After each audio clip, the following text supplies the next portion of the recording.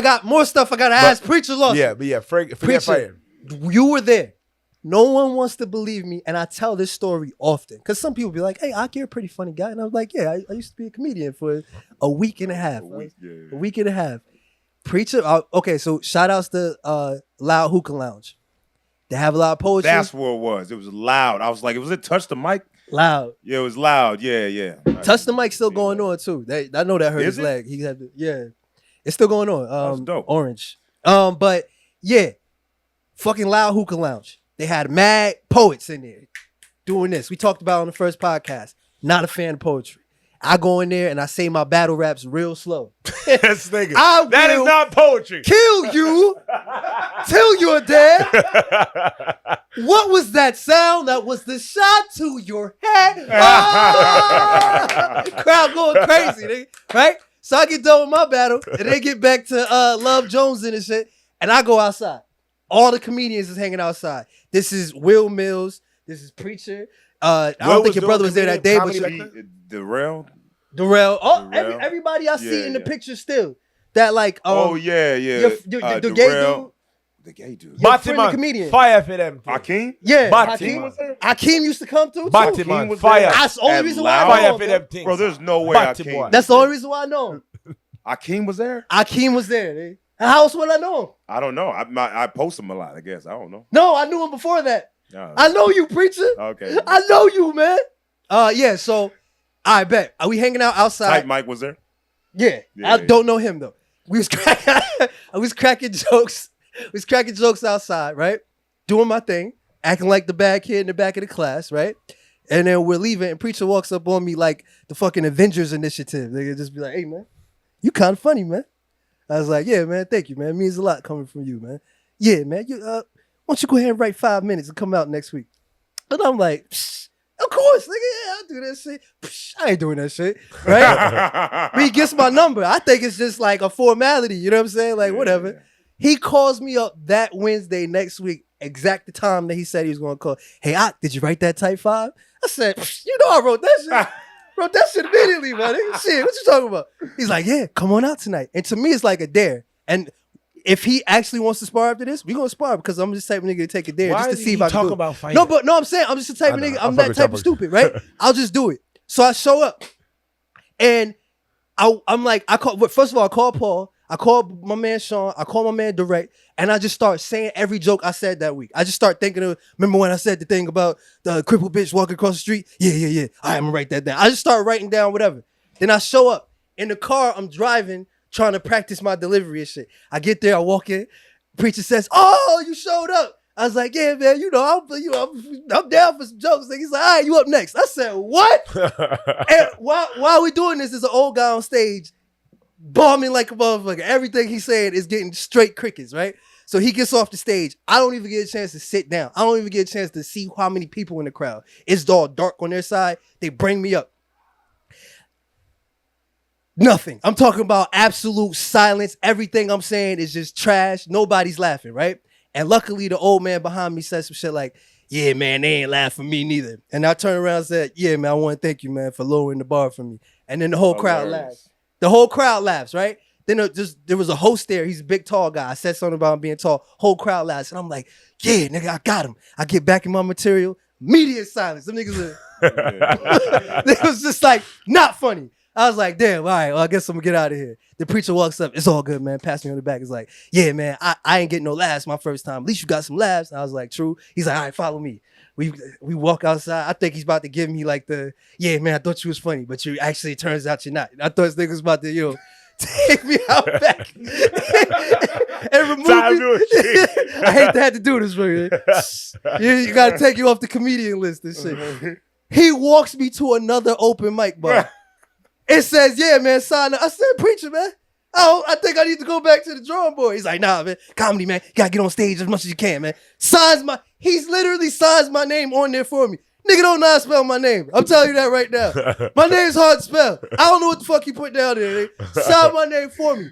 And he's like, all right, you do this. I've got to go back there. I said, what the fuck you doing back there, preacher? He's like, yeah, I got to do an hour, man. I'm actually a real comedian. I was like, nah, preach. I want to watch you, right? So I go back and I'm watching him. And that's when I realized, like, when I was saying my jokes, I was like, here's the setup, guys. Okay. All right. Here's the joke now. That's why nobody was laughing. When he got up there, when he tells his stories about Sean Strickland, that's exactly how he does the comedy. He just tells it like he's talking to us. And I was like, oh, like Eureka, right? So he goes up there, kills it for an hour. There was a few times where like people were laughing and you could tell like he was just saying words to fill the moment or whatever like that. And they were still laughing because they got into like a rhythm. And all of this I'm figuring out while I'm watching him, right? Just watching him. And then he ends it. I'm like, damn, that was crazy. And he was like, hey, man, you were supposed to go on stage. And makes me go back. We walk back to the thing. Same exact scenario. I get in there. He's like, hey, man, we was looking for you, man. It's your turn. I get up on stage. And I just talk about what just happened to me. And I was like, yeah, preacher is, I think he's pulling a practical joke on me. Yeah, I'm gonna get this battle rapper to freeze, to get up there and do some jokes and get booed off stage. Everybody starts laughing. I crack a joke on the guy in front. Just like I'm talking to y'all right now. And then I said like some joke about like how in the 1970s they had gangsters that would like do 1970s dances and shit while they was doing gangster shit. And I got to laugh. I remember that. That was funny. Right? And then I got, thank you for saying that on camera, dude. So, and then you know that Seinfeld episode where it's like when you get a laugh, just get out of there? Yeah. That's what I did. You get out. I got the fuck off the stage. And I was like, I won. Fire. Never got back on stage again. Fire. Yeah, I think that, man, I mean, I've been trying to tell, I was telling you do comedy. I've been trying to get this dude to comedy. I mean, it's just like, there's a lot of, it's just, when people were laughing, it's because they're comfortable. Like when you were roasting people or you were talking about, you just telling, you're comfortable. But when you're doing a joke and you're like set up, punchline, tag, callback, whatever, you know, you're like, okay, you're uncomfortable. Yeah. So it's just like, to me, repetition. It's like when you first started training, like, you know, MMA. Like you athletic. Some people are athletic. Like y'all are athletically funny. If that makes sense. Yes. So if you go into comedy, you're going to have a, yeah. So there's people that are athletically funny. Some people ain't that athletically funny. Like that, when you see them off stage, you talk to them, and they're not that funny. They go on stage, they crush. Yeah. You know, and then some people are funny off stage, they go on stage, and they bump you like, yo, do the thing you was doing. You know, so it's some people, but then there's the middle. Some people figure that out. And I just think you got to get comfortable. It's the same thing with rap, yo. And like you said, with fighting, it's the same thing with rapping. Like, it's just a certain like rhythm that it follows. Like my boy Direct, shout outs to Direct. He just got a nationally televised commercial and shit. He's gonna be rapping about chicken. Yeah. Congratulations. He's rapping about chicken? He got to deal with churches. Oh, dope. He's going to be in it. You're going to see him. And he's a dope rapper. But when he's freestyling, I'm talking about captivating is all shit. Other battle rappers tell stories about Direct's freestyling. Because he's got all this personality. He can make up 100 lines. He never runs out of rhymes and shit. But when he's writing, I think he puts too much pressure on himself. And it's not, I'm like, just like you said, just do that same thing. Yeah. And I think Dave Chappelle made the connection between like music and the rhythm and shit. You know what I mean? Yeah. That shit is interesting to me. That was cool. I've never heard that. Athletically funny. That's pretty, but that's how I look at fighting the same way. Like, it's a fluidity that I look for, right? And it's probably the same way in comedy. Like I said, I say it all the time, like whether he's good or not, whether he can be 5 and 20 as a fighter, I can see a fluidity where I say, okay, he has something good in him. How long you been doing comedy? 15 years. It's a long time. It's a long time. And by any standard of anything, that's a veteran, right? When did you find your stride, right? When did you get to a point where, obviously, I'm fighting in the UFC, right? That's the highest level of fighting. I'm still perfecting my craft, but I found my stride, right? I remember back in the day when I had a fight in Orlando, you were commentating. I was commentating the fight. It was pretty cool. That was crazy. And that's probably and that's a part of comedy too, stage presence, you know. When 15 years, you've been doing comedy longer than I've been fighting. When did you find your stride to where whether you like Preacher or not, you know you about to show up and do my job wherever I go? Because I went and saw you in Utah. Yeah. Nothing but Mormon. Only brown nigga in the audience. Yeah, Nigga said you know not what I'm even saying? a Mormon. Nothing but Mormons everywhere. Like you got to be what the state is known for to go to the state. He killed. We were in Utah. Yeah. And I saw a show, packed out house. Killed. I thought you came to the first show. I gave you a shout out. You didn't say nothing back. I felt dumb. I was like, Phil.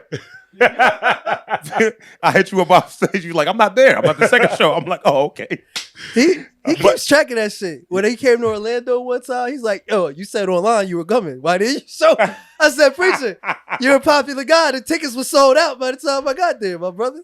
Oh man, y'all get free tickets. I don't know you. Back then, man. you wasn't. That was okay. before you was deep. You okay. the preacher Lawson. Man. Okay, nice. Back then, you couldn't. You was like, "Hey man, that'd be $30." I did, yeah.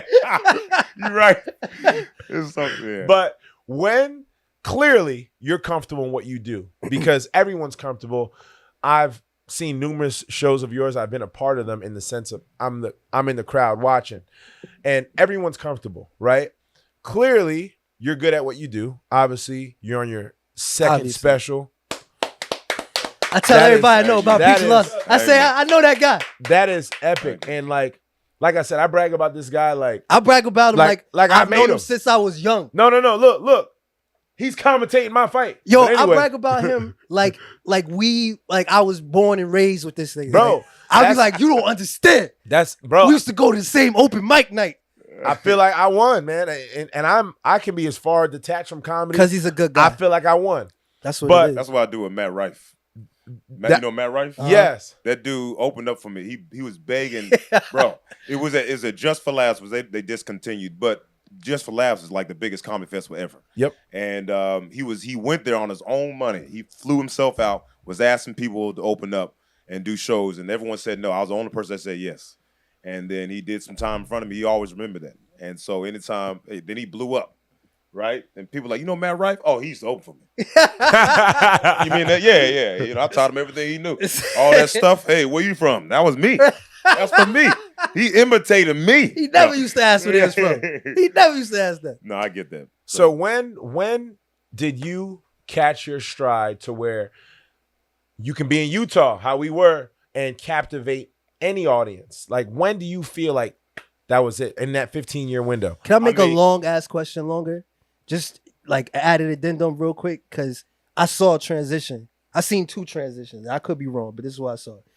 And I just want you to speak to this. How when you first started, athletically funny, athletic in general, you had a lot of physical comedy, a lot of energy in those open mics. He jumped up and kicked the ceiling at Loud as part of his joke. That was his closer. I remember, yeah. He jumped up and kicked the ceiling. Orange recorded that whole thing. He jumped up and kicked the ceiling.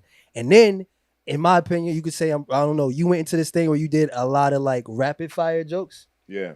And they would be laughing, and you would still have like tags and add-ons and punchlines, and you would just say them whether they caught them or not.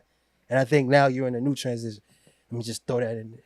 Yeah, so I mean, I think like the 10 years, 10,000 hours. Like I love that, because at 10 years I felt real comfortable, but I feel like I'm always evolving, because when you first start out, you just try to emulate your favorite comedians.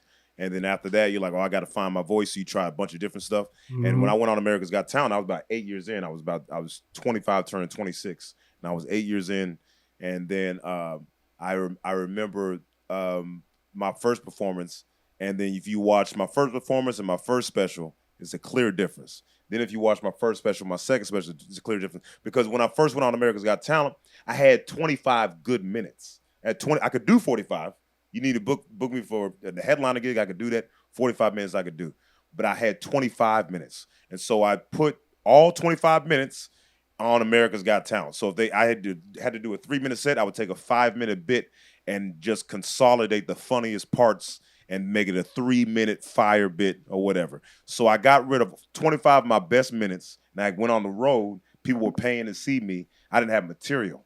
And so I try to use the material I had, and I would use my energy. I was so energetic. I was like everywhere, and I was jumping. I was sweating. Tearing the shirts off. And then, and I would do that every week, and I would lose my voice. Uh-huh. I'd be exhausted. I would be hurt. I would injure myself, and I realized I couldn't do that. So I started to pace myself a little differently. And so in music or performing, it's called pushing. Actually, Paul taught me about pushing. Yeah, when you're on stage singing or rapping, and you're trying to like get the crowd to feel you, you push so hard to get to like perform the song. Yeah. Same things that happened to me. Lose my voice and all that. I was doing too much, and so I felt like, okay, I'll just do it like when you sparring, you're like, okay, jab, here go the punchline. like set up. I was like, and and then I was just gasping. But you was funny though, out. boy. Yeah, you was funny though. Listen, I think I'm funnier now. So You was funny both ways. Yeah, Pause. I appreciate it. Pause. but yeah. But now on the outside looking in, Pause. I guess. I mean, I guess that one. What was you looking at? No, Though? man, I was trying. What was you looking at? That was in a pause. It wasn't. Yeah. When I look at comedians, like you check a lot of boxes, right? And I've told you this before, but like I consider you and Godfrey in the same type of comedian. And in what way? In my opinion, though, dark-skinned nigga. I don't. I do not consider me on the same anything with God. I mean, but I'm listening to you. But look, and this ain't I'm a fan of Godfrey. This ain't a knock. This is just my personal. No, it's cool. And I'm not just saying that. Like I think Godfrey is hilarious, right? But why you can compare them to, and not to compare them, but they both have that Sinbad type of comedy, like clean comedy. You know what I'm saying? They're not cursing. They're not. You gonna allow him to say that? What are you talking about? Sinbad? Yeah. Sinbad is epic. What do you mean? Bro, what you about to say about Sinbad? Sinbad is what? Bro, Sinbad what are is you talking about? Sinbad is a pillar of the community. Bro, I'm afraid of what. Wait, Sinbad is one of the greatest comedians of all time. He's one of the most slept on. What are you saying? No, about I don't understand what he's about to. That's not about to say. Wait, we talking about the sailor? We talking about the sailor or the comedian? Right? We talking about the sailor or the comedian? The comedian, Sinbad. Sinbad is say what you're gonna say about. He's a stand-up gentleman, all right? A pillar of the community. He has several movies that I enjoy, including First Kid. I loved it. Loved that movie. House Guest. Amazing movie. Yeah. He is an amazing character actor. All the accolades I could give him. Mm-hmm. Never once made me laugh while he was on stage. Anyway, listen, I'm not even gonna get it. In that case, I'm not getting trash. I am not. I am garbage. I am not getting into that. Not a I cannot believe y'all was good. Y'all was good Christian kids. That's why y'all like Sinbad. Bro. It doesn't even matter, bro. Preacher, I am not acknowledging. I was watching Martin Lawrence. You can. I'm not. Y'all was watching Sinbad. This is comical. You know what I mean? Bro, we known each other since 2000. Bro, I am not engaging. I've been arguing with this nigga about this for 19 years? Yes. Paul. I'm literally, I'm not exaggerating. I don't know what to even say about I'm not that. engaging. I'm not, because I'm not even going to get, that's crazy. That's all I'm gonna say. I'm not remotely engaging in that. I'm sorry, y'all can. I think it was Bill Burr. I don't know. I think it was Bill Burr. He talked about his first time he was at JFL, Just for Laughs, and you know where I'm going with this. I know the story. Yeah, I saw the act, bruh. Come on, man. It wasn't funny, my nigga. Y'all niggas is hypnotized by his beigeness, my nigga. That's just something. No, we're not. I don't know. I don't know. I don't know what it is. Confused. The nigga said, "Y'all got some shoes out here. This some shoes. Y'all got shoes." You're crazy. I went to think. Bro. The man gave me shoes. I don't think you've ever seen a Sinbad. I seen the special. Have you seen a Sinbad special? When I was a kid, just say no. Comedy was a thing that I did. Have you seen a Sinbad special? I grew up on Def Comedy Jam. So no, you haven't. And all that. Have you seen a Sinbad special? I seen it when they came out in the 90s. I was a child. I was his exact audience. I didn't think it was funny, man. His exact audience? Yes. You are crazy. I was family friendly. I was watching this shit. Crazy, bro. Yeah, he's one of the greatest comedians ever. Lost I think he's one of. I would put him almost. What, next to Shucky Ducky?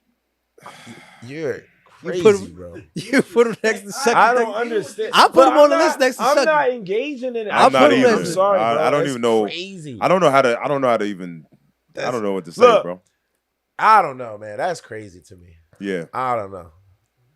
I mean, who are your Sinbad? You like Tommy Davidson? Yes. Absolutely hilarious. And then Sinbad's whack. Tommy Davidson is one of the most underrated comedians, actually. He is. And so is Sinbad. And I just seen him like a couple months ago when Cat Williams came to Orlando. And so he was still funny. Tommy Davidson was like, to me, always nobody wants to follow Sinbad. Nobody. You can ask any comedian. Because if you show up to a Sinbad show, you got a bunch of Pauls and you niggas in the crowd Sinbad is laughing that at that nigga, shit. bro. That's why you can't follow him at a He Sinbad is show. that nigga. Bro, Listen, he can go up anywhere. Listen, I'm not he saying can go up anywhere with no material. I watched this man go on stage.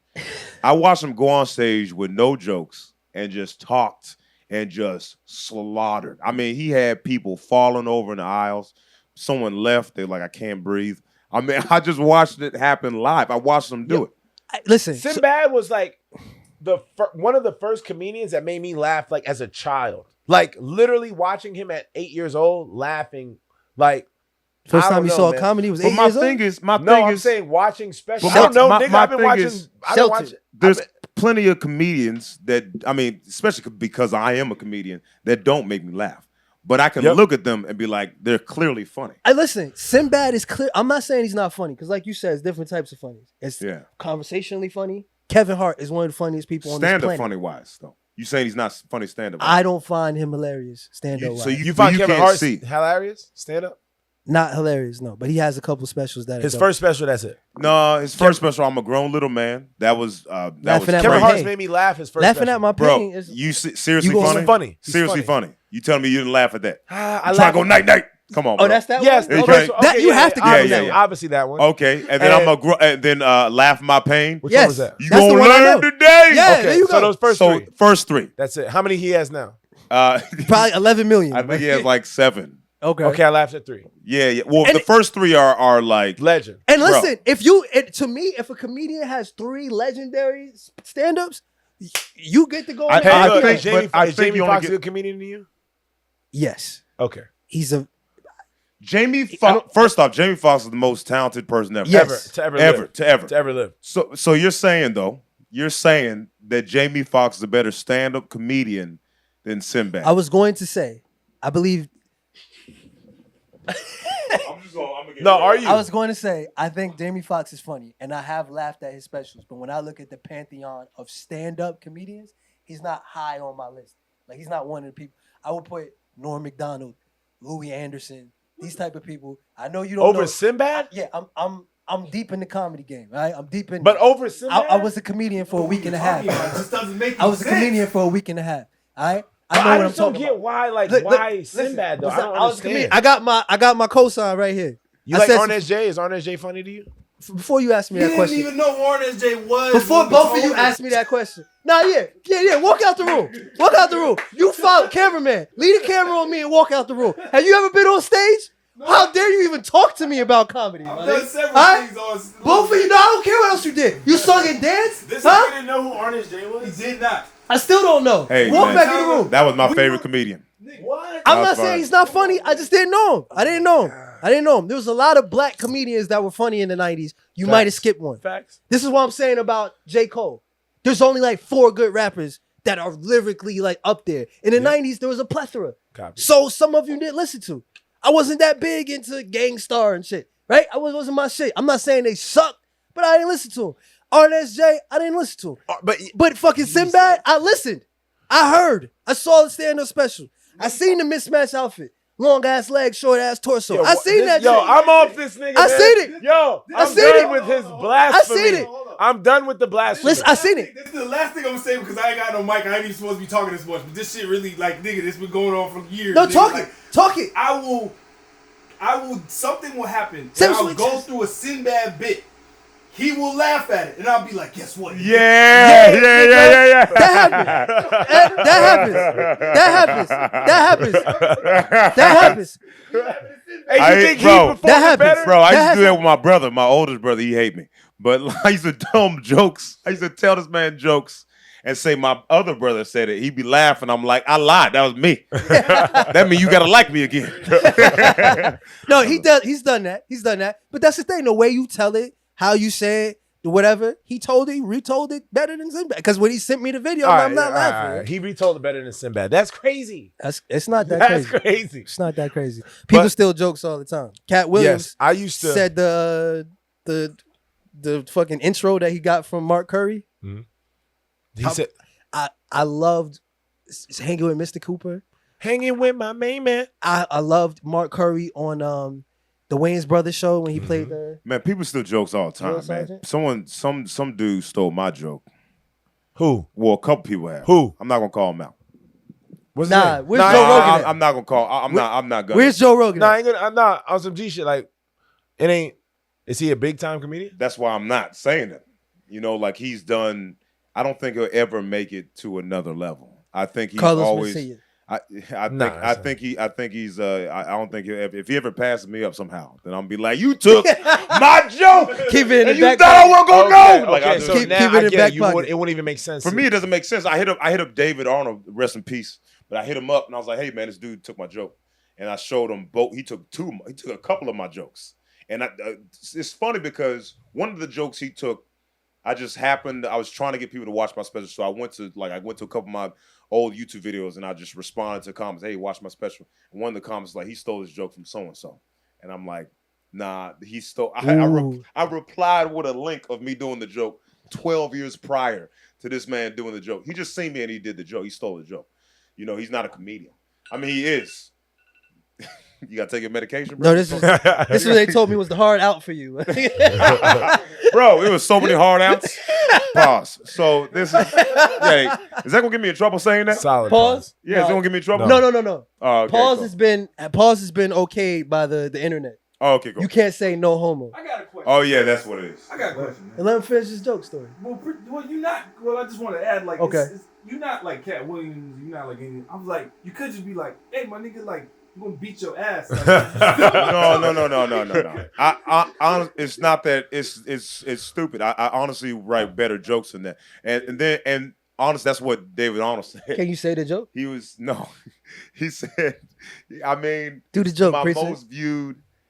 It's my most. Yeah, you know. Anyway, Just you don't gotta tell the whole joke. What's the premise of the joke? it's my most viewed America's Got Talent performance. He ripped off his shirt, so he stole that.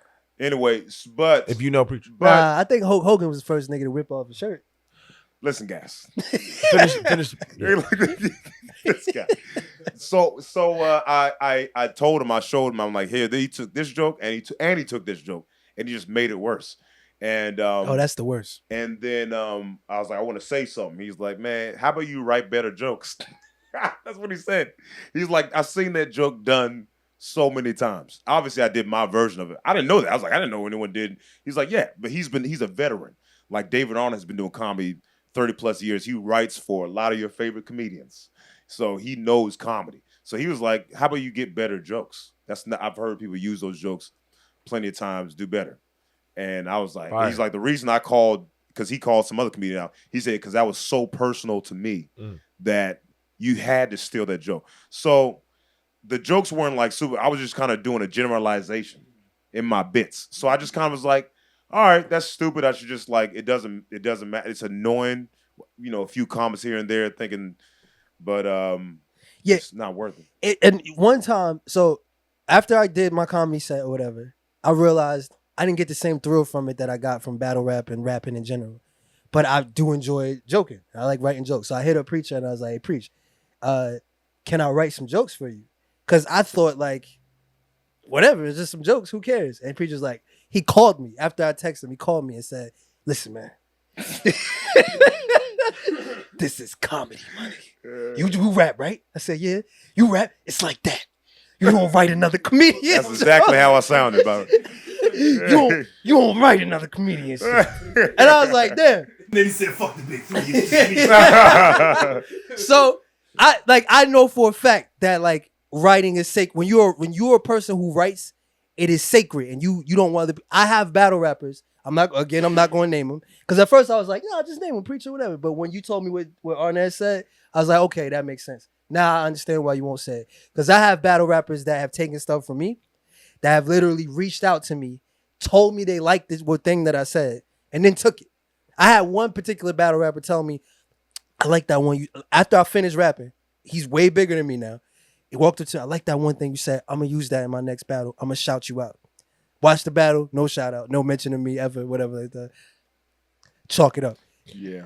So It is what it is. it's people take shit. It happens. Sometimes you gotta just let go, let it go. Yeah, of course, man. Like, a kid came into the gym and I was training with him. He took your jab from you, and he right? was doing moves. He was doing moves that I did, which was, but it was kind of cool to me. You know, like I ain't never seen nobody. in front of me and we sparred. He reached out to me and he's doing well now. Almost a pro, undefeated amateur. And he this is did. real. Huh? Yeah, I thought you was thought you was joking. trolling us. I thought you was Yeah, joking. No, I mean I'm just telling y'all a story. And he's just in front of me. That makes me joke. It make me think you're joking even more when you say What? that. I don't know. I haven't even said the story yet. But reached out to me, yo man, blah blah blah blah blah. Phil, man, I'm a big fan. I want to train. Yeah, come train anytime you want. Came to the gym. We were sparring, flow sparring, obviously a respect thing. And I do this thing where I'll look over at my hand and shoot this hand. Yeah. And I'll fake with this, go behind my back. And he did both. And I was like, what the hell? It was kind of cool. But I look at it sometimes paying homage.